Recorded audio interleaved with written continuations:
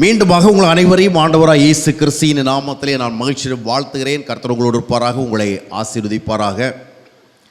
இந்த காலை வேளையிலே தேவனுடைய வார்த்தைகள் தொடர்பான சில காரியங்களை உங்களோடு நான் பகிர்ந்து கொள்ள விரும்புகிறேன். உபாகமம் 8ஆம் அத்தியாயத்தினுடைய 3வது வசனத்தை வாசித்து பார்க்கும் பொழுது, மூசை மூலமாக தேவன் ஒரு உண்மையை சொன்னார். மனிதன் அப்பத்தினாலே மாத்திரம் அல்ல, தேவனுடைய வாயிலிருந்து புறப்படுகிற ஒவ்வொரு வார்த்தையினாலும் பிழைப்பான். மனிதன் பிழைப்பதென்று சொன்னால் தப்பி பிழைக்கிறது இல்லை, வாழ்வது. மனிதனை வாழ வைப்பதற்கு தேவன் தருகிற மிக விசேஷமான ஒரு ஆசீர்வாதம் என்னவென்றால் அவருடைய வார்த்தைகள். எனவே தான் வேதாகமம் முழுவதும் அவருடைய வார்த்தைகளை நாம் அதிகமாக காண்கிறோம். வேதாகமம் முழுவதும் ஆண்டவருடைய வார்த்தைகள். எதற்காக என்று சொன்னால், ஏதோ ஒரு மத சம்பிரதாயத்துக்காக அல்ல, ஏதோ பக்தியாக கொஞ்ச நேரம் ஏதாவது ஒன்று படிக்கணும் அதற்காக அல்ல. இந்த வார்த்தைகள் வழியாகத்தான் அவர் நம்மை ஆசீர்வதிக்கின்றார். இந்த வார்த்தைகள் வழியாகத்தான் அவர் நம்மை வாழ வைக்கின்றார்.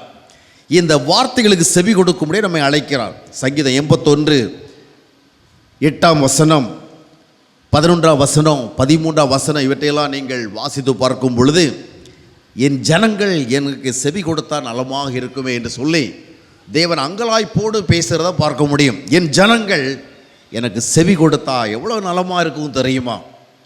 ஆனால் தொடர்ந்து அவர் ஒரு வருத்தமான காரியத்தை சொல்வார். 11ஆம் வசனத்தை வாசிக்கும் பொழுது, ஆனால் என் ஜனங்கள் எனக்கு செவி கொடுக்கலையே, ஏன்னா அவங்க என்னை விரும்பலை. என்னை விரும்பாத காரணத்தினால என் வார்த்தைகளுக்கு அவர்கள் செவி கொடுக்கவும் இல்லை.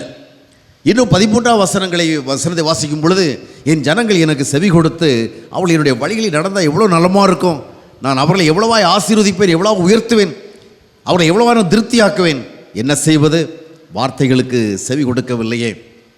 ஆக தேவ வார்த்தைகளுக்கு செவி கொடுக்காமல் போகிற ஒரு நிலைமையின் காரணத்தினாலே தேவனுடைய ஆசீர்வாதங்களுக்கு தகுதியற்று போகிற நிலைமை ஏற்படுகிறது.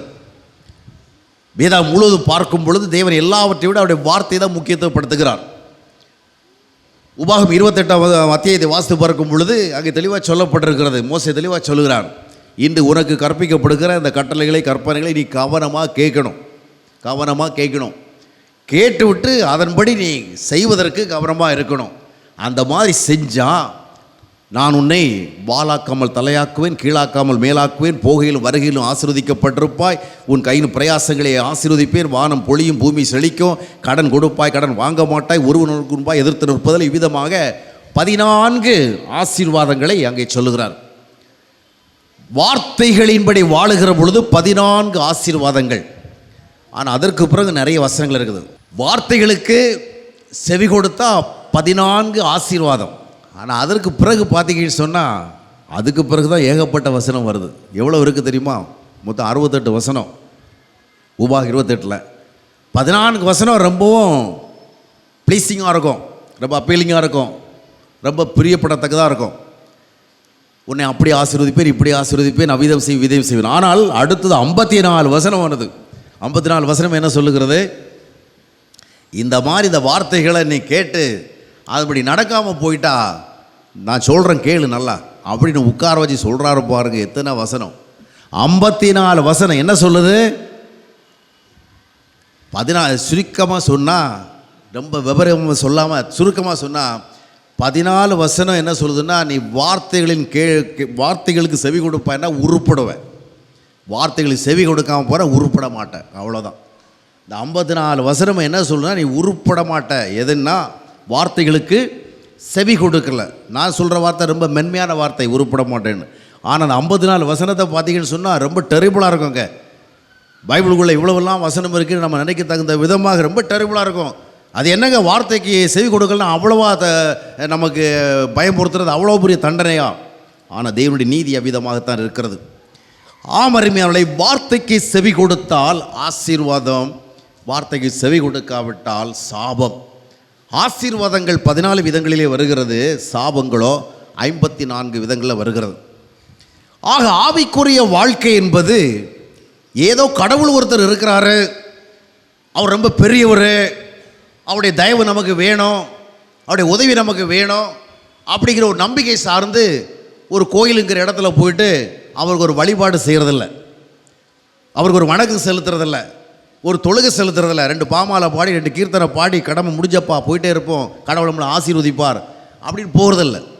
ஆவிக்குரிய வாழ்க்கை என்பது listening to the word of God, listening to the voice of God, கர்த்தருடைய சத்தத்துக்கு செவி கொடுக்கிறது. இந்த பைபிள் முழுசம் பார்த்தீங்கன்னு சொன்னால், நீங்கள் எப்படியெல்லாம் பாட்டு பாடணும், எப்படியெல்லாம் ஆராதனை பண்ணணும், எப்படியெல்லாம் ஜெபம் பண்ண, இது போன்ற செய்திகளெல்லாம் ரொம்ப கொஞ்சம்.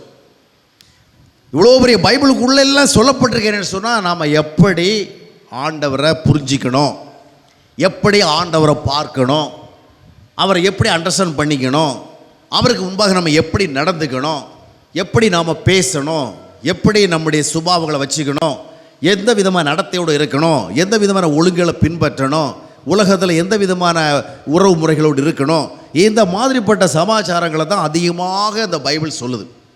ஆனால் பரிதாபகரமாக இன்றைய கிறிஸ்தவ மக்களுக்கு ஆன்மீகம்னு சொன்னால் ரொம்ப சின்ன குட்டி வட்டம், வெரி ஸ்மால் சர்க்கிள். ஆன்மீகம்னா என்ன? ஞாயிற்றுக்கிழமை கோயில்னு ஒரு இடம் இருக்கும், அந்த இடத்துல போயிட்டு அங்கே ஒரு ஆராதனை நடக்கும், 2 பாமாலை பாடுவோம், கீர்த்தனை பாடுவோம், ஏதாவது நேரத்தில் ஒரு ஸ்பெஷல் சாங் பாடுவோம், அப்புறம் ஒரு அரை மணி நேரம் லாங் ப்ரேயர், எல்லோரும் தூங்கும்படியாக ஒரு ஜெபம் பண்ணுவோம். நிறைய பேர் பார்த்திங்கன்னா, அதில் குமரி மாவட்டத்தில் வரவளை நான் ரொம்ப அதை விட்னஸ் பண்ணுவேன். ஜனங்கள் 2 நேரம் தானே ரொம்ப அருமையாக தூங்குவாங்க. ஒன்று செய்தி நேரம், இன்னொன்று ஜெப நேரம். கர்த்தருக்குள் நித்திரையாக இருக்கிற நேரம் தான் அந்த ஜெப நேரம். ஏன்னா நிறைய ப்ரேயர் பாயிண்ட்ஸை வச்சு நம்ம நிறைய ஜெபம் போட்டு இருப்போம். மெம்பர்ஸ் எல்லாம் என்ன பண்ணுவாங்க, சரியான நேரம், நைட்டில் மாத்திரை போட்டால் கூட தூக்கம் வராத ஆளுகளுக்கெல்லாம் இந்த ஜெப நேரம் என்ன செய்யும்? ஏன்னா ஆசீர்வாதமான தூக்கம் வர நேரம். அடுத்தது அந்த செய்தி நேரம், இதை மாதிரி இருக்கும். அதுதான் நிறைய பேர் நினைக்கிறோம், நம்ம ஏதோ ஒரு ஆலயத்துக்கு வரோம், ஒரு வழிபாடை செய்கிறோம், இதோட நம்ம ஆன்மீக கடமை முடிஞ்சு போச்சு அப்படின்னு. ஆனால் வேதாகமம் அப்படி அல்ல. வேத சத்தத்துக்கு செவி கொடுக்கணும், தேவ சத்தத்துக்கு செவி கொடுக்கணும், தேவ வார்த்தைகளுக்கு செவி கொடுக்கணும். இப்போ 3 நாளாக கூட்டம் நடக்குது, வெள்ளி சனி வந்து கூட்டம் நடக்குது, இப்போ நடக்குது. வெள்ளிக்கிழமை நீங்கள் எவ்வளோ பேர் வந்தீங்க? சனிக்கிழமை எவ்வளோ பேர் வந்தீங்க? வராமல் போன எல்லாருக்குமே அவ்வளோ பெரிய அவசரமான வேலையா, வர முடியாமல் போன வேலையா? கொஞ்சம் பேருக்கு வேலை இருந்தது, கொஞ்சம் பேருக்கு வர முடியாத சூழ்நிலை இருந்தது. ஆனால் நிறைய பேர் வரல. ஏன் வரல? ஆனால் சண்டேல வந்துடுறீங்க. ஏன் வந்துடுறீங்க? அது நம்முடைய கடமைங்க. கடவுளுக்கு என்ன செய்யணும்? கடவுளை மறக்காமல் அவருக்கு ஒரு சல்யூட் அடிக்கிறதுக்கு போகணும். அதனால் நாம் ஞாயிற்றுக்கிழமை என்ன வேலை இருந்தாலும் சரி, என்ன தான் அவசரம் இருந்தாலும் சரி ஓடி வந்துடுறோம். ஏன்னா நிறைய பேர் வர காரணமே வேறு. நீங்கள் நல்ல நோக்கத்திற்காக வரீங்கன்னு நான் நினைக்கிறேன். நிறைய பேர் வரீங்கன்னு வர காரணம்னு சொன்னால், ஞாயிற்றுக்கிழமை கோயிலுக்கு போகாமல் இருந்தால் கடவுள் ஏதாவது தண்டனை தந்துடுவார், ஏதோ கால்கையை உடைச்சிருவார், இல்லை வியாபாரத்தில் நஷ்டத்தை வரவழைச்சிடுவார், இல்லை காய்ச்சல் தலைவேதனை அனுப்பிடுவார். இந்த மாதிரி கொஞ்சம் பேர் பயந்துக்கிட்டே ஞாயிற்றுக்கிழமை வருவாங்க. அதனால தான் ஞாயிற்றுக்கிழமை ஏதாவது ஒரு நாள் வராமல் போயிட்டாங்கன்னு சொன்னால் அவங்க மனசு அடிச்சுக்கிட்டே இருக்கும். ஐயோ, இன்றைக்கி கடவுளுடைய சமூகத்தில் போகலையே, கடவுளை ஆராதிக்க போகலையே, அப்படி மனசு அடிச்சுக்கிட்டே இருக்கும். அதுக்கு அந்த நேரத்தை பார்த்து ஏதாவது ஒரு பொருள் கீழே விழுந்து உடஞ்சி போச்சுது, இல்லைன்னு சொன்னால் கேர்லெஸ்ஸாக நடந்ததுனால கை கால் உடஞ்சி எங்கே இடிச்சிச்சு, இல்லை பைக்கை வந்து கேர்ஃபுல்லாக ஓட்டதுனால எங்கேயா சாஞ்சிச்சு, அப்போ உடனே என்ன சொல்லுவாங்க? நினச்சேன் அப்போவே நினச்சேன். கோயிலுக்கு போகலைன்னா அதனுடைய விளைவு நிச்சயமாக வரும். கோயிலுக்கு போகலன்னா ஏதாவது நெகட்டிவாக நடக்கும், எனக்கு நல்லாவே தெரியும். அப்போவே நினச்சேன், இன்னைக்கு ஏதோ சம்திங் இஸ் கோயிங் ராங், ஏதோ ஒரு தப்பாக நடக்க போகணும். மற்றபடி இந்த கோயிலுக்கு போகாமல் இருந்தால் மட்டும்தான் இந்த மாதிரி விட மனம் அடிச்சுக்கிட்டே இருக்கும், உறுத்திக்கிட்டே இருக்கும். ஆனால் பொய் சொன்னால் எல்லாம் மனம் உறுத்தாது, சண்டை போட்டால் மனம் உறுத்தாது, அடுத்தவனை பற்றி அவதூறு பேசினா மனம் உறுத்தாது, வெறுப்பு விரோதம் கசப்பு காய்மாகாரம் இந்த மாதிரி எல்லாம் வச்சுருந்தால் மனம் உறுத்தாது. ஒரு நாள் கூட ஜெபம் பண்ணனாலும் மனம் உறுத்தாது, ஒரு நாள் கூட பைபிள் படிக்கனாலும் மனம் உறுத்தாது, கடவுளுக்கு கீழ்ப்படிந்து வாழ்னா மனம் உறுத்தாது. மனம் உறுத்துறது ஒரே ஒரு மேட்டரில் தான். என்ன மேட்டரு? சண்டையில் ஆராதனைக்கு போகலைன்னா மனம் உறுத்தம். இது நம்முடைய மத பாரம்பரியத்தின் விளைவான மன உறுத்தலை ஒழிய உண்மையில் ஆண்டவர் வந்து நமக்கு கோயிலுக்கு வரலைன்னா உடனே அடிக்கிற ஒரு ஒன்றும் கிடையாது. நம்ம அன்புள்ள தேவனை தான் வழிபடுறோம். கோயிலுக்கு வரல பார்த்தியா, பாரு உனக்கு என்ன பண்ணுறேன் பாரு அப்படி சொல்லிட்டு உடனே ஒரு தண்டனையை அனுப்புகிறவர்ல. ஆக தேவன் எப்பொழுது விசாரப்படுகிறார் என்றால், ஆராதனைக்கு வரலங்கிறதில்ல. வேதத்து முழுதும் பார்த்தீங்கன்னா என்ன ஆராதிக்கலை அதனால் உன்னை சும்மா விடவே மாட்டேன், உனக்கு ஏதாவது நஷ்டம் பண்ணணும்னு பைபிளில் ரொம்ப மிரட்டலாம் கிடையாது. நீங்கள் வேணால் பைபிளை படித்து பாருங்கள். நீ என்னை துதிக்கவில்லை, பாடவில்லை, என்னை சோதரிக்கல, அதனால் உன் மேலே ரொம்ப கோபமாக இருக்குன்னு சொன்ன வசனங்கள் ரொம்ப குறைவு, ரொம்ப குறைவு. பெரும்பாலும் ஆண்டவர் அதிகமாக எதை பற்றி பேசினா, என் வார்த்தை நீ கேட்கல பார்த்தியா, என் வார்த்தையை நீ செவி கொடுக்கல பார்த்தியா, நான் சொல்லி அதன்படி செய்யலை பார்த்தியா, அதுக்கு தான் ரொம்ப கோபம் அடைந்தார்.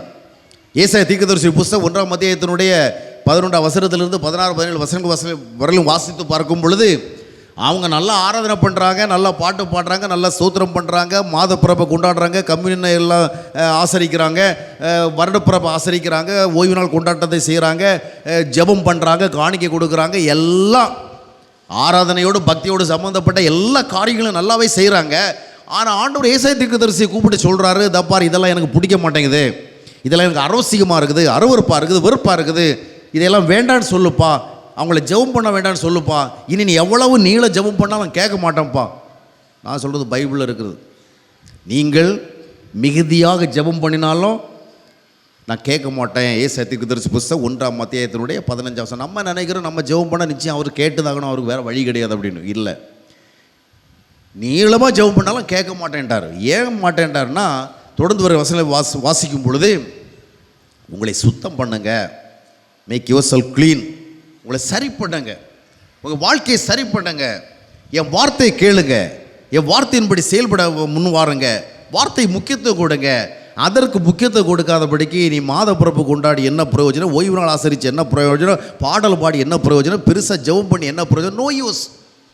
அதைத்தான் இதை சொல்லுகிறது. எனவே first of all we have to give the due importance the word of God. கடவுளுடைய வார்த்தைக்கு நாம் செவி கொடுக்க வேண்டும். ஆனால் ஏன் பிரச்சனை என்னவென்று சொன்னால் என்ன காரணம்டா, ஏன் வார்த்தையை செவி கொடுக்கல? வார்த்தைகளில் இன்றைக்கி ரொம்ப குறைஞ்சி போச்சு ஜனங்களுக்கு. அப்படியே வார்த்தை பேசுகிற வழியை மக்கள் தூங்குறதுல தான் கவனமாக இருக்கிறாங்க. வார்த்தைகளுக்கு ஒரு ஆர்வம் இல்லை. ஆனால் எங்கேயாவது அற்புதம் நடக்குது, அதிசயம் நடக்குது, வல்லமையான காரியம் நடக்குது, ஒரு தீர்க்கதரிசி வர்றாரு, அற்புதம் அதிசயமான காரியம் நடக்குதுன்னு ஒரு கூட்டம் போட்டால் நிறைய பேர் அங்கே வந்துடுறாங்க. ஏன்னா ஜனங்கள் தங்களுக்கு அற்புதம் வேணும், அதிசயம் வேணும், ஆச்சரியமான காரியங்கள் நடைபெறும், அப்படி பிரச்சனை விடுதலை வேணும்லாம் எதிர்பார்க்குறாங்க. அதே நேரத்தில் வாழ்வை ஆசீர்வாதமாக வைக்கின்ற வார்த்தைகளுக்கு விருப்பம் இல்லை. இதனுடைய முதல் காரணம் என்னவென்று சொன்னால், ஏன் வார்த்தையை நாம் ரொம்ப விரும்பலை? Why don't we like the word of God? Why don't we have in love for the word of God? அவனுடைய வார்த்தையில் நமக்கு அன்பு ஏன் இல்லை? முதல் காரணம் என்ன தெரியுமா? வார்த்தைகள் மேலே நமக்கு ஆசை இல்லை. இப்போது ஒரு உண்மையான கணவன் உண்மையான மனைவி 2 பேர் இருக்கிறாங்கன்னா, அந்த ஒருத்தர் அவங்க சத்தத்தை கேட்குறதுக்கு ஆசையாக இருப்பாங்க, அப்படி தானே? விருப்பமாக இருப்பாங்க. கணவன் எந்த ஊரில் இருந்தாலும் சரி, உலகத்தோட எந்த பகுதியில் இருந்தாலும் சரி, அடிக்கடி ஃபோன் பண்ணி பேசுவார், மனைவி ஃபோன் பண்ணி பேசுவாங்க. அவங்க 2 பேருக்கு இடையிலையும் ஒரு நல்ல அண்டர்ஸ்டாண்டிங் இருக்கும் பொழுது அந்த வார்த்தைக்காக ஒருத்தர் எதிர்பார்த்துட்டே இருப்பாங்க. ஆனால் ஒருத்தர் விருப்பம் இல்லாமல் போயிட்டா என்ன நடக்கும்? ஃபோனே வராது. என்ன ரொம்ப என்றைக்கா ஒரு நாள் கடமைக்கு தான் ஒரு ஃபோன் வரும். ஏன்னா அந்த விருப்பம் இல்லாத காரணத்தினால வார்த்தை பேசுகிற ஆசையும் கிடையாது. இன்றைக்கி ஆண்டவருடைய வார்த்தையை கேட்குறதுக்கு நமக்கு ஆர்வங்கள் ஏன் குறைவாக இருக்குன்னு சொன்னால், நமக்கு ஆர்வம் இல்லை. we don't have such passion for the word of God. தேவனுடைய வார்த்தைகளுக்கு பேஷன் இல்லை. அதுக்கு அடிப்படை காரணம் என்னவென்று சொன்னால், 1 பேதுரு 2ஆம் அத்தியாயத்தினுடைய 3ஆம் வசனத்தை வாசித்து பார்க்கும் பொழுது, திருவசனமாகிய ஞான பாலின் மேலே வாஞ்சையாயிருங்கள் அப்படின்னு சொல்லப்பட்டிருக்கிறது. திருவசனத்தை பாலுக்கு ஒப்பிட்டு வாஞ்சையாயிருங்க அப்படின்னு சொல்லப்பட்டிருக்கு. இப்போது திருவசனமாகி ஞானம், பாலில் குழந்தை வாஞ்சியாக இருக்குது, அப்படி தானே? ஏன்னா அந்த குழந்தைக்கு ஒரு பசி இருக்குது. அந்த பசி இருக்கிறதுனால அந்த வாஞ்சியாக இருக்குது. குழந்தைக்கு பசி இல்லைன்னா அதுக்கு வாஞ்சை வராது. அப்போது கடவுளுடைய வார்த்தையின் மேலே வாஞ்சியார்கள் விருப்பமாயிருங்கள் அப்படின்னு சொன்னாலும் நமக்கு விருப்பம் வரமாட்டேங்குது. தினத்தந்தியை வாங்கணும்னு சொன்னால் முதல்லேருந்து இறுதி வரைக்கும் படிக்காமல் விட மாட்டேங்கிறோம். ஜூனியர் விகடன் வாங்கினா எல்லாம் படித்து தான் வைக்கிறோம். நக்கீரனை வாங்கினா எல்லாம் படித்து தான் வைக்கிறோம். இந்த மாதிரி செக்குலர் மேகசின்ஸ் எல்லாம் வாங்கினா எல்லாத்தையும் படித்து தான் வைக்கிறோம். வாட்ஸ்அப் வழியாக நிறைய மேட்ரு வருது, நிறைய மெசேஜஸ் வருது, யூடியூப் வழியாக நிறைய பார்க்குறோம். அந்த மெசேஜஸ் எல்லாம் ஃபுல்லாக பார்த்துட்டு தான் முடிக்கிறோம். இன்னும் கொஞ்சம் இல்லையான்னு பார்க்குறோம், வேறு யாரோ மெசேஜ் அனுப்பியிருக்கான்னு பார்க்குறோம். ஆனால் வேதத்தினுடைய வார்த்தைகளை பைபிளை திறந்து படிக்கிறதுக்கு நமக்கு ஒரு பெரிய விருப்பம் இல்லை. இன்றைக்கு கால தேவ சமூகத்தில் வந்திருக்கிற நீங்கள் எத்தனை பேர் பைபிள் படிச்சுட்டு வந்தீங்க? எத்தனை பேர் ஜெபம் பண்ணிட்டு வந்தீங்க? நான் உங்களை எழுப்பி நிற்க சொல்ல போகிறது கிடையாது, கையை தூக்க சொல்ல போகிறது கிடையாது. என்னுடைய வேலை அது கிடையாது. இன்றைக்கி ஆண்டவர் உங்களை பார்த்து என்னுடைய வேதத்திற்கு முக்கியத்துவம் கொடுத்து வந்தவங்களாம் எழும்புங்க அப்படி சொன்னால் நீங்கள் எத்தனை பேர் எழுப்பி நிற்க முடியும்? இன்றைக்கி எத்தனை பேர் ஜெபம் பண்ணிட்டு வந்தீங்க? எத்தனை பேருக்கு ஜெபம் பண்ணுற பழக்கம் இருக்குது டெய்லி? இன்றைக்கி கிறிஸ்தவ மக்கள் மத்தியில் ஒரு பழக்கம் இருக்குது. என்ன பழக்கம்னா, யாராவது நமக்கு ஜெபம் பண்ணுவாங்களா? வரம் பெற்றவங்க யாராவது ஜெபம் பண்ணுவாங்களா? ஜெப கூட்டத்தை யாராவது நடத்தி ஜெபம் பண்ணுவாங்களா?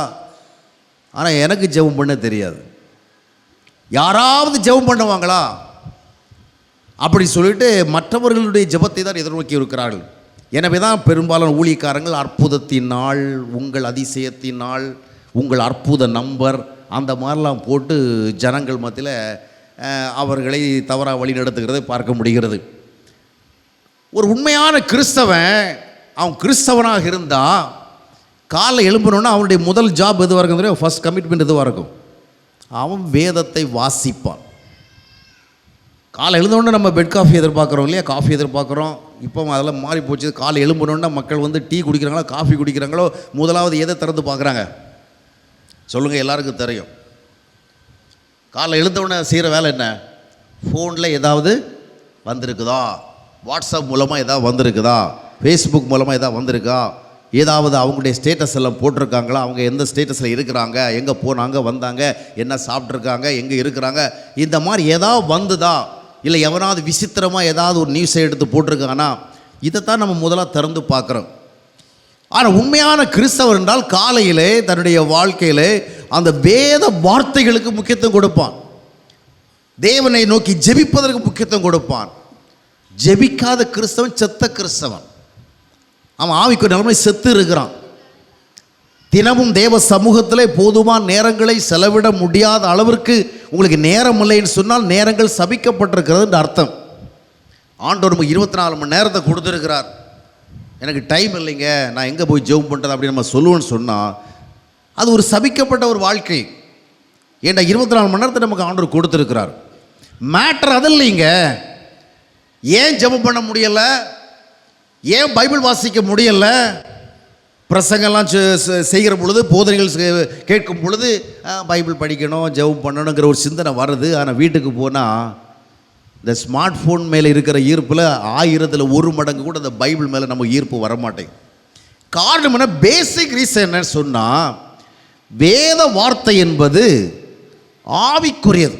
It is spiritually related. ஒரு மனுஷனுக்கு தேவனுடைய வார்த்தையை கேட்கணுங்கிற ஆசை எப்போ வரும்னு சொன்னால், அவன் ஆவிக்குரியவனாக இருக்கணும். கொஞ்சம் பேர் பக்திக்காக படிப்பாங்க, கடமைக்காக படிப்பாங்க. கடவுள் நமக்கு 4 சாப்டர் படித்தா ஏதாவது ஆசீர்வாதம் தருவார் அப்படிங்கிற நம்பிக்கையில் படிப்பாங்க. என்ன படித்தோம், ஏதை படித்தோம், அதை நம்ம என்ன பின்பற்றோங்கிறதெல்லாம் சிந்திக்க மாட்டாங்க. ஏதோ நம்ம வசனத்தை படித்தா கடவுள் நம்மளை ஆசீர்வதிப்பார் அப்படிங்கிற நம்பிக்கையில் பக்திக்காக படிக்கிறவங்க இருக்கிறாங்க, நாலேஜுக்காக படிக்கிறவங்க இருக்கிறாங்க. ஆனால் பேசிக்கலாக நம்ம பார்க்கும் பொழுது ஒரு விருப்பத்தோட, வாஞ்சியோட, this is the voice of God, தேவனுடைய அமர்ந்த மெல்லிய சத்தம், அதை கேட்கணுங்கிற ஆசை நமக்கு எப்பொழுது வரும்னு சொன்னால், first of all we must be very sure that we are spiritual. ஏன்னா வார்த்தைகள்லாம் ஆவியாக இருக்குது. இப்போ நம்ம பைபிள் இருக்கிற ஸ்டோரி எல்லாம் அப்படியே திரும்ப திரும்ப படித்து ரொம்பவும் என்டர்டெயின் பண்ணுற அளவுக்கு, என்ஜாய் பண்ணுற அளவுக்கு ரொம்ப த்ரில்லிங் இல்லை. ஏதோ கொஞ்சம் கொஞ்சம் சம்பவங்கள் தான் இருக்குது. எல்லாமே ஆவியில் எளிமையாக இருந்த, ஆவியில் எளிமையுள்ளவன் பாக்கியவான், சாந்த குணமுள்ளவன் பாக்கியவான், நீதியின் மேல் பசிதாகக்கூடியவன் பாக்கியவான், சமாதானம் செய்கிறவன் பாக்கியவான், இந்த மாதிரி தான் நிறைய விஷயங்கள் இருக்குது. இதன் மேலே நமக்கு என்ன திரும்ப திரும்ப ஆசை எப்படி வரும்னு சொன்னால், இதெல்லாம் ஆவிக்குரியவைகள். இவைகள் மேலே நமக்கு விருப்பமும் வாஞ்சியும் வர வேண்டும் என்றால் நாம் முதலாவது ஆவிக்குரியவர்களாக இருக்க வேண்டும். First of all we must become spiritual. ஏன்னா திருவசனமாகிய ஞானப்பாலின் மேல் வாஞ்சியாக இருக்கணும்னா, அந்த திருவசனமாகிய ஞானப்பாலை விரும்புகின்ற விதமான ஒரு தேவனுடைய பிள்ளையாக நான் பிறந்திருக்க வேண்டும். ஆகையால் தான் வேதாகமம் மறுபடியும் பிறத்தலை குறித்து பேசுகிறது. இந்த கார்னல் மைண்டட் பர்சன், அதாவது ஜென்ம சுபாவ அடிப்படையில் வாழ்கிற ஒரு மனுஷனுக்கு வேதம் என்பது ஒரு பெரிய விருப்பமாக இருக்க வாய்ப்பு கிடையாது. அதில் ஒரு பெரிய பேஷன் ஏற்படாது. ஆகல மறுபடியும் பிறக்கணும். நிக்கோதேமு இயேசு கிறிஸ்து வந்த பொழுது இயேசு கிறிஸ்து அதுதான் சொன்னார், ஒருவன் மறுபடியும் பிறக்கவாவிட்டால் அவன் தேவனுடைய ராஜ்யத்தை காண மாட்டான், தேவனுடைய ராஜ்யத்தில் பிரவேசிக்க மாட்டான். இந்த மறுபடியும் பிறத்தல், நம்ம எல்லாருமே இயற்கையில் பாவிகள். அந்த பாவிகள் என்ற நிலைமையை உணர்ந்து கொண்டு யோவான் 1ஆம் அத்தியாயத்தினுடைய 12ஆம் வசனம் சொல்லுகிறபடி அப்படி நாமத்தின் விசுவாசம் உள்ளவர்களாக அவரை ஏற்றுக்கொண்டு எத்தனை பேர்களோ அத்தனை தேவனுடைய பிள்ளைகளாக அதிகாரம் கொடுத்தார். அந்த வசனத்தின்படியாக இயேசுவை நம்முடைய வாழ்வில் ஏற்றுக்கொள்ளணும். நிறைய பேருக்கு இயேசுநாதர் இருக்கிற இடம் எது? கோயில் தான். நிறைய பேர் இந்த கோயிலில் இருக்கிறார் நம்புகிறாங்க, இங்கே இருக்கிறார், அதனால் வாரத்தில் ஒரு முறை நம்ம அவருக்கு வழிபாடு செய்யணுங்கிற விதமான ஒரு கான்விக்ஷன் இருக்கிறது. ஆனால் இயேசுநாதர் கோயிலில் இல்லை, அவர் நம்மோடு தான் இருக்க விரும்புகிறார் பைபிள் சொல்லுது. ஏன்னா அவருடைய நாமத்துமே விசுவாசம் உள்ளவர்களாக அவரை ஏற்றுக்கொண்டவர்கள் பெற்றுக்கொண்டவர்கள் எத்தனை பேர்களோ 1 Corinthians 3:16 சொல்லுகிற, நீங்களே தேவனுடைய ஆலயம், you yourself for the temple of God, நீங்கள் தான் தேவனுடைய ஆலயம். இப்போ கிறிஸ்தவ மக்களுக்கு இன்னுமே இந்த டெலிவரன்ஸ் நிறைய பேருக்கு வரல. அவங்க கோயிலில் இருக்கிற கடவுளை அறிஞ்சிருக்கிறாங்களே ஒழிய நம்மை கோயிலாக்க வந்த கடவுளை அறியலை. அதனால் கடவுள் என்பவரை ஒரு கட்டடத்துக்குள்ளே பார்க்க ஆசைப்படுறாங்களே என்று தங்களுக்குள் பார்க்க ஆசைப்படலை. ஆனால் சிஸ்டைலாம் மாறி போச்சுங்க. நாம் எந்த காலகட்டத்தில் வாழ்ந்துட்டு இருக்கிறோம்? வி ஆர் இந்த new testament period. Everything has changed.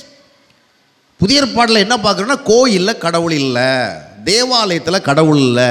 ஏன்னா கோயிலே மாறிப்போச்சு. கோயில் என்பது கட்டடங்கள் என்ற நிலைமையில் இருந்தது. இப்பொழுது தேவனால் கட்டப்பட்ட ஆலயங்களாகிய நாமே கோயில்களாக மாறிட்டோம். எனவே தான் 1 Corinthians 6:19 வாசித்து பார்க்கும் பொழுது, நீங்கள் தான் பரிசுத்த ஆவி தங்குகின்ற ஆலயமாக இருக்கிறீங்க. 1 Corinthians 3:16 சொல்லுகிறது, நீங்களே தேவனுடைய ஆலயம். அப்போ ஆலயங்கிறது இது போன்ற ஒரு கட்டடம் அல்ல, இது சர்ச் பில்டிங். இது வேறு, சர்ச் பில்டிங்கிறது வேறு, கோயிலுங்கிறது வேறு. இந்த டிஃப்ரென்ஸே நிறைய கிறிஸ்தவர்களுக்கு தெரியலை. அதை சொல்லி கொடுத்தாலும் நிறைய பேர் விளங்கிக்க மாட்டேங்கிறாங்க, எரிச்சல் தான் அடைகிறாங்க. அது எப்படி? நாங்கள் எவ்வளோ வருஷமாக பரம்பரையாக கோயில் தேவாலயம் அந்த மாதிரிப்பட்ட நம்பிக்கையில் இருக்கிறோம், நீங்கள் இப்படி இல்லைன்னு சொல்லலாம். நான் சொல்லுகிறேன், என்னுடைய சொந்த சரக்கு கிடையாது, சொந்த ஐடியா கிடையாது, என்னுடைய ஓன் ஐடியாலஜியை கொண்டு பிரசங்கிக்கிறதில்ல. இந்த பைபிள் சொல்லுது, பழைய ஏற்பாட்டோட கட்டிடங்களில் ஆலயங்கள் செயல்பட்ட காலம் முடிஞ்சு போச்சுது. புதிய ஏற்பாடு வந்த பிறகு நாம் இந்த விதமாக கூடி பல ஆவிக்குரிய காரியங்களை செய்கிறதுக்காக ஒரு சர்ச் பில்டிங், அவ்வளோதான். ஆலயம் எங்கே இருக்குன்னு சொன்னால் அது நாமே தான். என்னிடத்திலே ஆண்டவரை நான் தங்க அனுமதிக்கவில்லை என்றால் அவரை வேற எங்கே போயும் பார்க்க முடியாது. ஏன்னா அவர் என் வாசலை தட்டிட்டு நிற்கிறார். ஒருவர் என்னுடைய சத்தத்தை கேட்டு கதவை திறந்தால் நான் உள்ளே அவனோடு ஐக்கியமாகி அவனோட போஜனம் பண்ணுவேன். என்னுடன் தங்க வருகிற ஆண்டவருக்கு நான் இடம் கூடாமல் ஆலயத்திலே கடவுள் இருக்கிறார், கோயிலே கடவுள் இருக்கிறார் நம்பி செல்வேன் சொன்னால் ஐ வில் பி டிசப்பாயிண்டட். கடவுள் என்பது நமக்குள்ளே இருக்கிறார். அப்போது இந்த ஸ்பிரிச்சுவல் பேர்த் நடக்கணும். ஆவிக்குரிய பேர்த் நடந்து விட்டால் நமக்குள்ள ஸ்பிரிட் ஆஃப் காட் வரும். கவனிக்கிறீங்களா? எபேசியர் 1ஆம் அத்தியாயத்தினுடைய 13, 14, 15 வசனங்களை வாசித்து பார்க்கும் பொழுது, சுவிசேஷத்தை கேட்டு நம்ம விசுவாசிகளானா பரிசுத்தாவினால் முத்திரையிடப்படுகிறோம். அதாவது சுவிசேஷத்தை கேட்டு நம்மளை கமிட் பண்ணணும், ஆண்டவர் ஒப்பு கொடுக்கணும். அப்படி ஒப்பு கொடுக்கும் பொழுது பரிசுத்தாவி நமக்குள்ளே வரும். பரிசுத்தாவி நமக்குள்ளே வருகிறவள்ள ஒரு புதிய சிருஷ்டியாக நம்ம மாறுகிறோம். இதை தான் 2 Corinthians 5:17 நம்ம வாசிக்கிறோம். ஒருவன் கிறிஸ்துக்குள் இருந்தால் now he is a new creation. அப்போ இந்த ஆவிக்குரிய ஸ்பிரிச்சுவல் பர்த் நடந்தால் தான் நம்ம ஆவிக்குறியில் மாறுகிறோம். அப்பொழுதுதான் வேத வசனங்கள் மேலே நமக்கு ஆர்வம் வரும், வேத வசனங்கள் மேலே நமக்கு தாகம் வரும். அதனால் நீங்கள் எவ்வளோ பிரசங்கம் கேட்டாலும், எவ்வளோ உபதேசம் கேட்டாலும், அதனால் அதை போயிட்டு நீங்கள் தொடர்ந்து பின்பற்ற முடியாது. ஏன்னா உங்களுக்கு ஒரு இயற்கையான அன்பு அதில் வராது. பக்திக்காக கொஞ்சம் படித்தா கூட, ஒரு மத கட்டளைக்காக படித்தா கூட, ஒரு ரியல் பேஷன், ரியல் எந்தூசியாசத்தோட, ஒரு ரியல் இன்வால்மெண்ட்டோட நமக்கு படிக்க வராது. அதனால் first of all we need to be born again. தேவ சமூகத்தில் அமர்ந்திருக்கிற நாம் எல்லோரும் மறுபடியும் பிறந்தவர்களாக காணப்பட வேண்டும். இந்த கூடுகையில் கலந்து கொண்டிருக்கிற நீங்கள் உங்களுக்குள்ளே மறுபடியும் பிறந்த நிச்சயத்தை பெற்றிருக்கிறீர்களா? மறுபடியும் பிறக்காதவர்களுடைய ஆராதனைகளையோ தொழுகைகளையோ வழிபாடுகளையோ காணிக்கைகளையோ கடவுள் அங்கீகரிப்பார் என்று நம்புவதற்கு வேதாகமத்தில் இடமில்லை. என்றால் தேவனுடைய பிரதான நோக்கம் என்னவென்று சொன்னால், நாம் எல்லாரும் தேவனுடைய பிள்ளைகளாக வேண்டும். We all must become God's children. தேவனுடைய பிள்ளை என்கின்ற அடையாளத்தோடு வந்து தான் அவரை ஆராதிக்கணும். தேவனுடைய பிள்ளை என்கிற அடையாளத்தோடு வந்து தான் அவரை தொழுது கொள்ளணும். இதற்காக தேவன் நமக்கு மிகுதியான காலகட்டங்களை கொடுத்திருக்கிறார். நம்மில் அநேகர் 30, 40, 50, 60 வருடங்களாக கிறிஸ்தவ அனுபவங்களில் இருக்கிறோம். எனவே தேவனுடைய பிள்ளைகளாவதற்கு நமக்கு God has given considerable time. எனவே நமக்கு எக்ஸ்கியூஸ் கிடையாது. எனவே நமக்கு கொடுக்கப்பட்ட காலங்களின் அடிப்படையில் நாம் தேவனுடைய பிள்ளை என்கிற அந்த ஸ்டேட்டஸுக்கு வந்திருக்கணும். 1 யோவான் 3 வாசிப்பார்கள் 1 வசனத்தில், நாம் தேவனுடைய பிள்ளைகள் என்று அழைக்கப்படுவதனாலே தேவன் நம்மில் பாராட்டின அன்பு எவ்வளவென்று பாருங்கள். அப்போ ஆண்டவர் நம்மளை எப்படி பார்க்க விரும்புகிறான்னு சொன்னால், ஒரு பக்தனாக அல்ல, ஒரு ஆராதனைக்காரனாக அல்ல, ஒரு வழிபாட்டுக்காரனாக அல்ல, பிள்ளைகளாக பார்க்க விரும்புகிறார். பிள்ளைகளாக நாம் பார்க்கப்பட விரும்புகிற பொழுது அந்த பிள்ளைகளாக நாம் மூல் கவனம் செலுத்த வேண்டும். அவ்விதமான கவனம் செலுத்துகின்ற பொழுது நாம் தேவனுடைய வார்த்தையின் மேலே நமக்கு ஆசை வந்துடும். நீங்களே விரும்பி படிப்பீங்க. பைபிளை படிக்காமல் ஒரு நாள் செல்லுவது உங்களுக்கு கடினமாக இருக்கும்.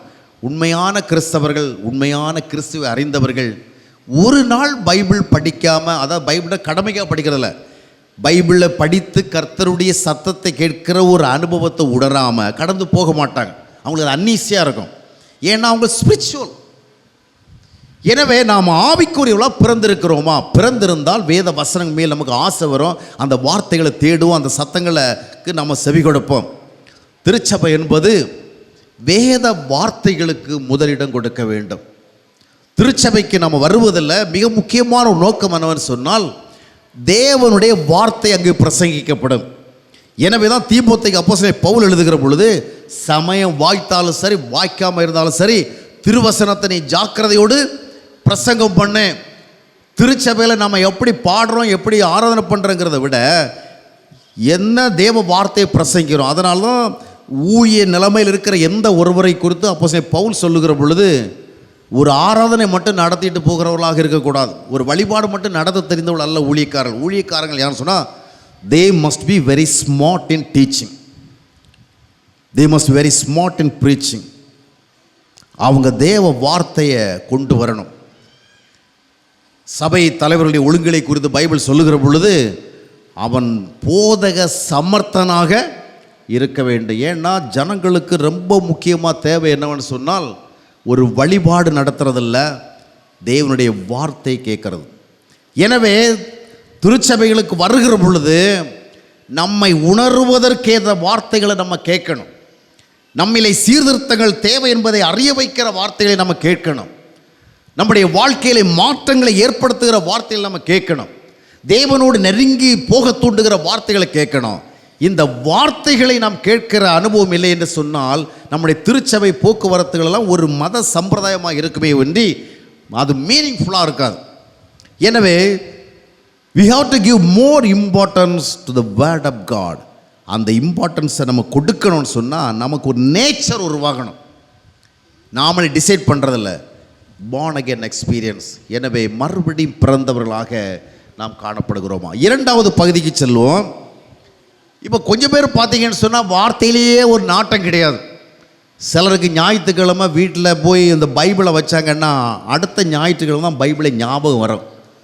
அந்த இப்போ நிறைய பேர் கோயிலுக்கு வரவள்ள வெறுங்கியோடு தான் வர்றாங்க. பைபிள் கொண்டு வர வழக்கம் நிறைய பேரை விட்டு போயிட்டுது. அப்படி கேட்டால் சொல்லுவாங்க, மொபைலில் வச்சுருக்கிறோம் பைபிளும் வாங்க. அதனால் பைபிளுக்கு கொண்டு வர பழக்கம் இல்லை. அநேகரை பார்த்தீங்கன்னு சொன்னால், போன வாரம் ஞாயிற்றுக்கிழமை பைபிள் கொண்டு வந்தாங்க, ஆனால் எங்கே வச்சோன்னு தெரியாதபடி தேடிட்டு இருப்பான். அடுத்த ஞாயிற்றுக்கிழமை பைபிளை தேடுவாங்க. இந்த 6 நாளும் பைபிளை அவங்க தேடவே இல்லை. தேடப்படாத ஒரு பொருளாகவே இருந்திருக்கு. ஏன்னா அதில் ஒரு ஆர்வம் இல்லை, அதில் ஒரு வாஞ்சியம் இல்லை. உண்மைதான், இயல்பாக அதில் ஒரு ஆசை இல்லை. ஏன்னா நம்ம ஸ்பிரிச்சுவலாக இருந்தால் தான் நமக்கு அந்த ஆசை வரும். அது நமக்கு தேடப்படுகிற ஒரு பொருளாக இல்லை. ஆனால் அடுத்த செக்ஷனில் பார்த்தீங்கன்னு சொன்னால், கொஞ்சம் பேர் நல்லாவே பைபிள் படிக்கிறாங்க, டெய்லி பைபிள் படிக்கிறாங்க, எங்கே பிரசங்கம்னாலும் போகிறாங்க, எந்தெந்த டிவி வழியாக எத்தனை பிரசங்க கேட்க வாய்ப்பு இருக்கு எல்லாம் கேட்குறாங்க. ஆனால் நிறைய படிக்கிறாங்க, நிறைய கேட்குறாங்க, ஏன்னா அவங்கள வந்து அப்படி ட்ரெயின் பண்ணி வச்சுருக்குறாங்க. பைபிளை நம்ம படிக்கணும், நிறைய படிக்கணும்.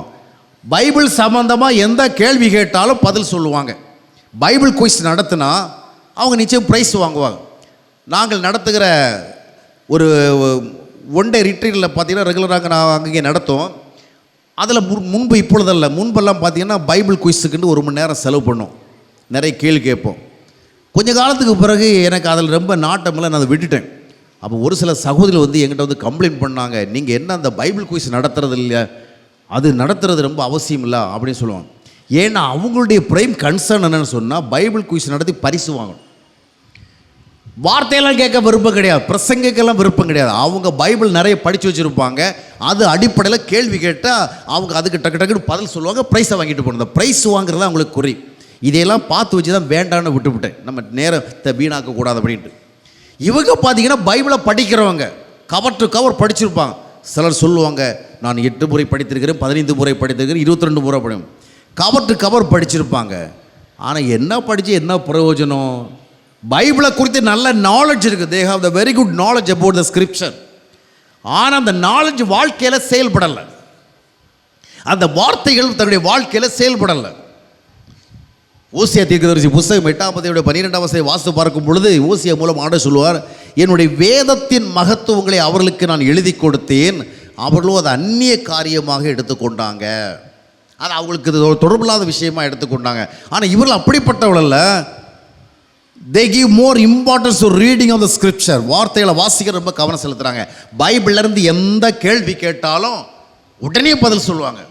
ஆனால் என்ன பிரயோஜனம்னு சொன்னால் அந்த வார்த்தையின்படி வாழுகிறதுல தான் ரொம்ப பின்னால் இருப்பாங்க.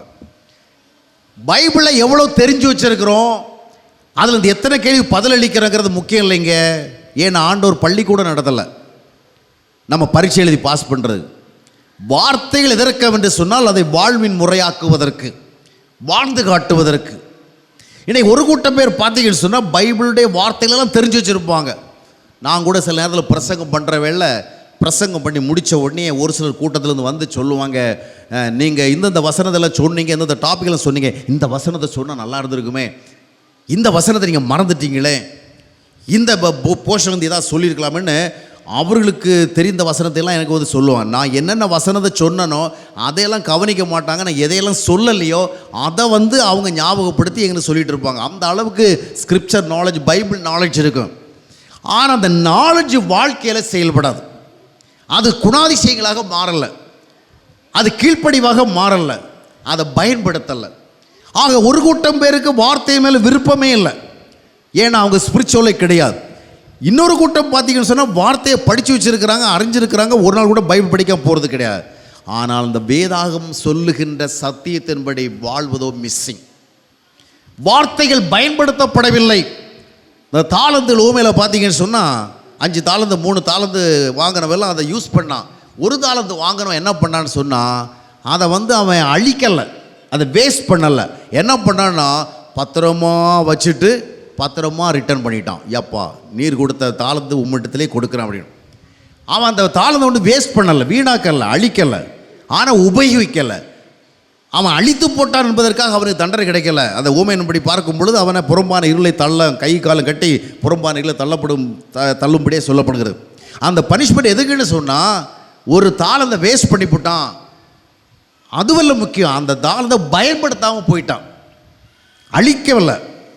இன்றைக்கி நம்மில் அநேகர் வேதத்தை அறியாமலே வாழ்கிறோம், அது ஒரு விதமான பாவம். இன்னொரு கூட்டத்தார் வேதாகமத்தை அனைத்தும் அறிந்தும் அதன்படி வாழவில்லை, பயன்படுத்தவில்லை. தேவன் தம்முடைய வார்த்தைகள் எப்பொழுது பின்பற்றப்படாமல் போகிறதை பார்க்கிறாரோ அப்பொழுதுதான் ஆத்திரம் அடைகிறார். சவுல் ராஜாவை பார்த்தீங்கன்னு சொன்னால் ஒரு காலகட்டத்தில் ஒரு பெரிய ஒரு டவர் நட்டு, அதாவது ஜெயஸ்தம்பம், விக்டரி டவர், அழகாக ஒரு கோபுரம் நட்டு அதில் பிரம்மாதமாக வழிபாடலை நடத்தி, ஒர்ஷிப்பெல்லாம் நடத்தி ரொம்ப கிராண்டாலாம் பண்ணிகிட்டு இருப்பார். ஏன்னா அவர் அமெரிக்கர்களுக்கு எதிராக போய் சண்டை போட்டு ஜெயிச்சிட்டார். தேவன் சொன்னபடி ஜெயிச்சுட்டு வந்த உடனே அதை வந்து செலிப்ரேட் பண்ணுறதுக்காக, காடுக்கு தேங்க் பண்ணுறதுக்காக, காடை ப்ரைஸ் பண்ணுறதுக்காக ஒரு விக்டரி டவர் நட்டு, நீங்கள் 1 சாமுவேல் 15 இதை வாசிக்க முடியும். நட்டு ரொம்ப செலிப்ரேட் பண்ணிட்டு பார். இவன் ஒரு பக்கம் இந்த மாதிரி பண்ணிகிட்டு இருக்கிறான், மறுபக்கம் போய் பார்த்தீங்கன்னு சொன்னால் காட் வந்து அந்த சாமுவேலை கூப்பிடாரு, இங்கே வாப்பா, என்ன ஆண்டவர் என்ன சமாச்சாரம் அப்படி கேட்குறவல்ல, இவனை போய் நான் ராஜாவாக்கணும் பாரு. யாரை? இந்த சவுலை. ஐ எம் ஸோ சாரி, அவனை ராஜாவாக்குனதுனால நான் ரொம்ப ஃபீல் பண்ணுறப்பா. I am much distressed. ஒரு தவறான நபரை நான் ராஜாவாக்கியிருக்கிறேனே அப்படின்னு. ஏன்னா என்ன நடந்து போச்சுன்னு சொன்னால், அவன் என்னுடைய வார்த்தையை பின்பற்றல. he did not obey to the word. அவன் வார்த்தை கீழ்ப்படியல்ல. he has rejected my word. அவன் இப்போ என்ன பண்ணிகிட்டு இருக்கிறான்? கர்த்தர் கொடுத்த வெற்றிக்காக கர்த்தருக்கு ஆராதனை பண்ணிகிட்டு இருக்கிறான். ஒரு ஜெயஸ்தம்பம் நட்டு அதை செலிப்ரேட் பண்ணிகிட்டு இருக்கிறான். நல்ல ஆன்மீக காரியம் தான் பண்ணிகிட்டு இருக்கிறான். அவனை பார்த்து தான் சாமுவேல் தீர்க்கதரிசி ஆண்டவர் சொல்கிறாரு, இவனை நினச்சா எனக்கு வேதனையாக இருக்குப்பா, இவனை போய் நான் ராஜாவாக்கினேனே. என்ன நடந்து போச்சுன்னு சொன்னால், அவன் தேவனை ஆராதித்து கொண்டிருந்தான். ஆனால் தேவன் சொன்ன வார்த்தையின்படி தான் செயல்படவில்லை என்பதை எண்ணி பார்க்க மறந்து விட்டான். நிறைய பேர் ஆண்டவர் நமக்கு நன்மை செஞ்சால் நன்றி செலுத்துகிறோம், அதுக்கு பதிலாக காணிக்க செலுத்துகிறோம், மிஷினரிகளை தாங்குகிறோம், சர்ச்சில் சம்மந்தமாக ஏதாவது ஒரு பெரிய கட்டணத்தை ஒரு பாட்டு வேணாலும் ஒரு தூண் வேணாலும் கட்டி கொடுக்குறோம். ஏன்னா காட் நம்மளை ஆசீர்வச்சிருக்கிறார். ஆனால் தேவன் நம்மை ஆசீர்வதித்திற்கு அடையாளமாக நாம் செய்ய வேண்டிய முதலாவது நன்றி அறிவிப்பு எதுன்னு சொன்னால், we must be willing to walk according to the word of God. தேவனுடைய வார்த்தையின்படி நடக்கிறது. நன்றி செலுத்துறது ரெண்டாவது தான், காணிக்கை கொடுக்கிறது இரண்டாவது. முதலாவது தேவன் செய்த நன்மைக்கு பதிலிட நாம் செய்ய வேண்டியது அவருடைய வார்த்தையின்படி வாழ வேண்டும். இந்த சவுல் வந்து தேவனை மகிழ்வுபடுத்தி கொண்டிருக்கிறான், தொழுது கொண்டிருக்கிறான், போற்றி கொண்டிருக்கிறான், புகழ்ந்து கொண்டிருக்கிறான். அதே நேரத்தில் சாமுவேல் தீர்க்கதரிசி வழியாக தேவன் துக்கப்பட்டு கொண்டிருக்கிறார். ஆகையால் தான் அந்த 1 சாமுவேல் 15ஆம் அத்தியாயத்தோட 22ஆம் வசனத்தை வாசித்து பார்க்கும் பொழுது, பலியிடுவதை அதை கீழ்ப்படிவதை பார்க்கிலும் பலியிடுவது தேவனுக்கு பிரியமாக இருக்குமோ? உன்னை கீழ்ப்படிய சொன்னாரு, நீ கீழ்ப்படியலையே. அதாவது அந்த வார்த்தை அவன் பயன்படுத்தலை. அவர் என்ன சொன்னார்னா, அமலேக்கியர்களுக்கு எதிராக சண்டை போடுறவல்ல, நான் சொல்லுகிற இன்ஸ்ட்ரக்ஷன் படி செய்யணும். நீ அங்கேருந்து ஆடு மாடு எதையும் கொண்டு வரக்கூடாது, எல்லாத்தையும் டிஸ்ட்ராய் பண்ணணும். Everything must be finished, destroy. அந்த இன்ஸ்ட்ரக்ஷன்ஸை கொடுக்குறாரு. இவன் இன்ஸ்ட்ரக்ஷனை எல்லாத்தையும் இக்னோர் பண்ணிட்டான். அதை அப்படியே விட்டு சண்டை போட போனால் கர்த்தர் அவருக்கு ப்ராமிஸ் பண்ணபடி வெற்றியை கொடுத்தார். அது தட் வாஸ் தேர். ஆனால் அந்த வார்த்தையை அவன் கீழ்ப்படியாததுனால ஆண்டவர் சொன்னார், இவனை நான் புறக்கணித்து விட்டேன். ஏன்னா he failed to follow my word. He failed to give due importance to my word. என்னுடைய வார்த்தை முக்கியத்துவம் கொடுக்க தவறிட்டான். அருமையானவர்களே, வார்த்தையை வாசித்து வச்சிருக்கிறோம், பைபிளை வாசித்து வச்சிருக்கோம், பிரசங்களை கேட்டு வச்சிருக்கிறோம், எத்தனையோ பிரசங்கம் கேட்குறோம், எத்தனையோ உபதேசம் கேட்குறோம். அந்த வார்த்தையின்படி நாம் வாழுகிறோமா? வார்த்தையை அறிந்து வைத்திருப்பதல்ல, வார்த்தையை மனப்பாடம் செய்து வைத்திருப்பதல்ல. இன்னைக்கு குமரி மாவட்டத்தில் பார்த்தீங்கன்னு சொன்னால், பெரும்பாலான கிறிஸ்தவருடைய வாகனத்துக்கு முன்னால் ஒரு வசனம் இருக்கும், என் சமூகம் உனக்கு முன்பாக செல்லும். சில நேரத்தில் இந்த வாகனம் எங்கெங்கேயோ நிற்குது, அது வேற ஒரு சமாச்சாரம். சில பாருக்கு முன்னாடி நிற்கும், கிளப்புக்கு முன்னாடி நிற்கும். ஆனால் வசனம் என்ன சொல்லும்? என் சமூகம் உனக்கு முன்பாக சொல்லும். அதான் இவர் பார் வர்றதுக்கு முன்னாடி அவருடைய சமூகம் அங்கே போய்ட்டு தான். வசனத்தின்படி அப்படி தான் அர்த்தமாகுது. ஒரு சென்டிமெண்ட். நம்ம என்ன நினைக்கிறோம்னா, நம்முடைய வாகனத்தில், நம்முடைய பைக்கில், நம்முடைய காரில் ஒரு வசனத்தை எழுதி போட்டால் உடனே கடவுளுக்கு வேறு வேலை கிடையாது, அதே நம்மளை பாதுகாத்துட்டே இருப்பார். நமக்கு ஒரு அட்வான்ஸ் பைலட் மாதிரி அவர் முன்னால் போயிட்டு நமக்கு பாதுகாப்பு கொண்டிருப்பார் அப்படின்னு. வசனத்தை வாகனத்தில் ஒட்ட வேண்டாம் நான் சொல்ல வரல, நீங்கள் செய்யுங்க, சந்தோஷமான விஷயம், வசனத்துக்கு முக்கியத்துவம் கொடுங்க. ஆனால் வாகனத்தில் ஒட்டப்படுகிற வார்த்தைகள் இருதயத்தில் ஒட்டி இருக்குதா? அதான் முக்கியம். ஆண்டவர் நம்ம இருதயத்தில் தான் வார்த்தையை பார்க்க விரும்புகிறாரே ஒழிய வாகனம் ஒன்றத்தில் ஒட்டுறது நம்முடைய ஒரு சந்தோஷத்துக்காக ஒட்டுறோம். தட்ஸ் நாட் ராங், செய்யலாம்.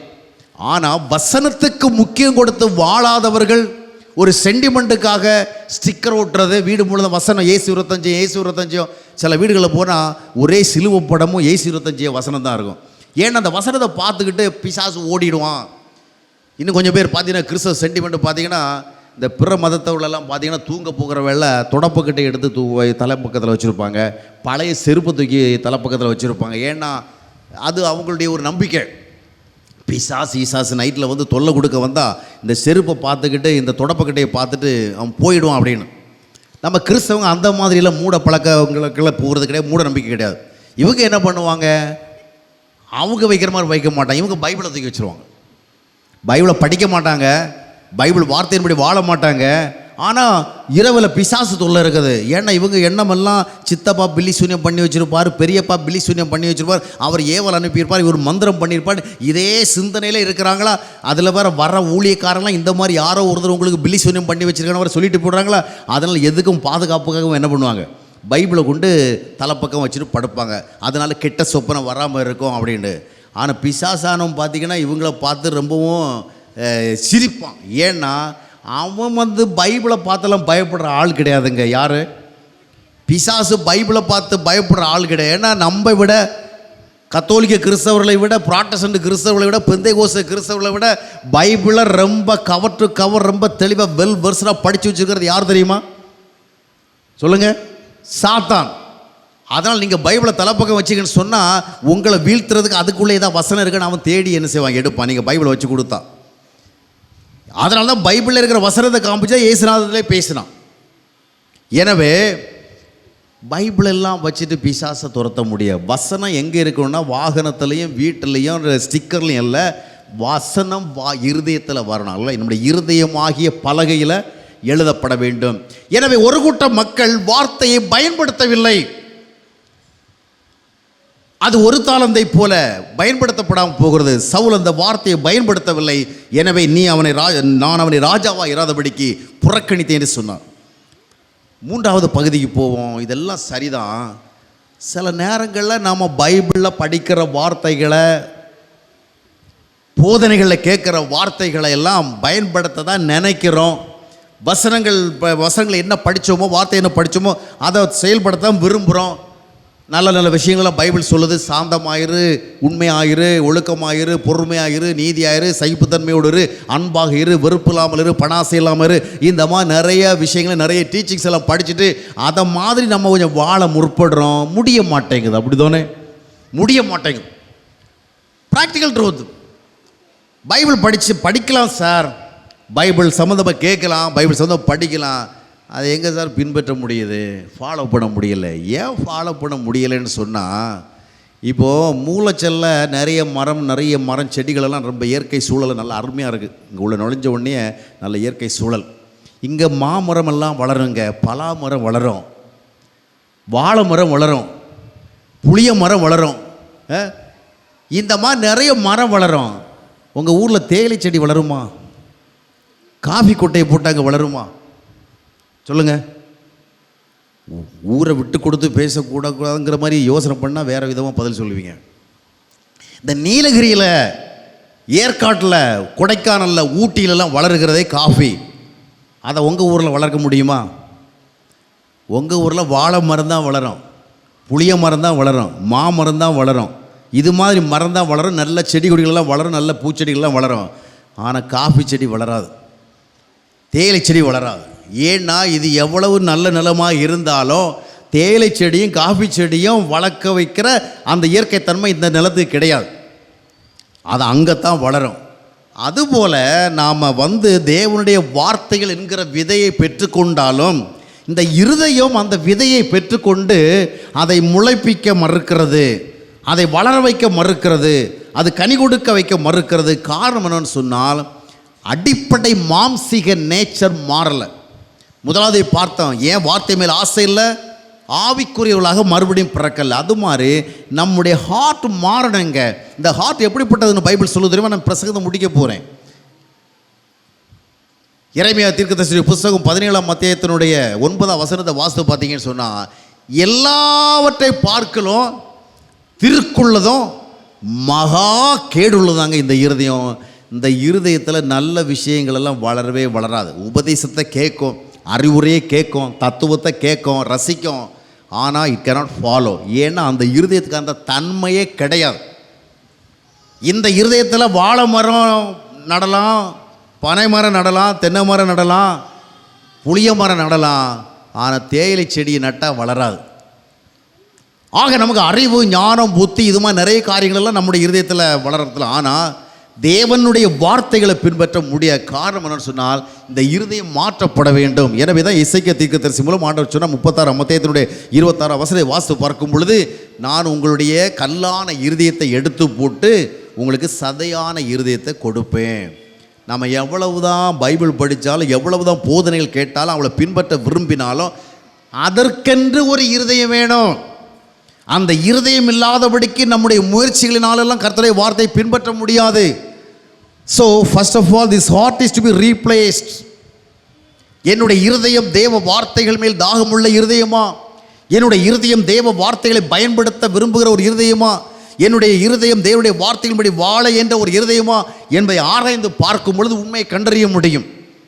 அந்த உண்மையை கண்டறிகின்ற பொழுது இல்லை, முடியல நான் விரும்புகிறேன் ஆனால் முடிய மாட்டேங்குது. ஏன்னா ரோமர் 7:15 வாசம் பார்க்கும் பொழுது நான் செய்கிறதில் எனக்கே சம்மதி இல்லை, செய்யணும்னு நினைக்கிறத செய்ய முடியலை, செய்யக்கூடாது நினைக்கிறத செய்யாமல் இருக்க முடியலை. ஏன்னா என்னுடைய ஹார்ட் அந்த மாதிரி இருக்குது, அது பாவத்துக்கு அடிமையாக இருக்குது. எனவே that is redeemed, that is replaced. முதலாவதாக கர்த்தராகிய இயேசு கிறிஸ்துவை நம்முடைய இருதயத்தில் ஏற்றுக்கொண்டு மறுபடியும் பிறந்த நிச்சயத்தை பெற்று நாம் புதிய சிருஷ்டியாக மாறும் பொழுது God provides us a new heart, the spiritual heart. அந்த நிலத்தில் தான் இந்த வார்த்தைகள் முளைக்கும், வளரும், கனி கொடுக்கும். எனவே தான் யோவான் 15 ஆண்டவர் சொன்னார், நான் மெய்யான திராட்சை செடி, ஐ அம் த ட்ரூ வைன். என்னோட நீங்கள் இணைந்திருந்தால் surely you will give fruit, நீ நிச்சயமாக கனி கொடுப்பாய். ஆம் அருமையானவர்களே, வார்த்தைகளை விரும்புகிற மக்களாக நாம் மாற வேண்டும். வார்த்தைகளை பயன்படுத்துகிற மக்களாக நாம் மாற வேண்டும்.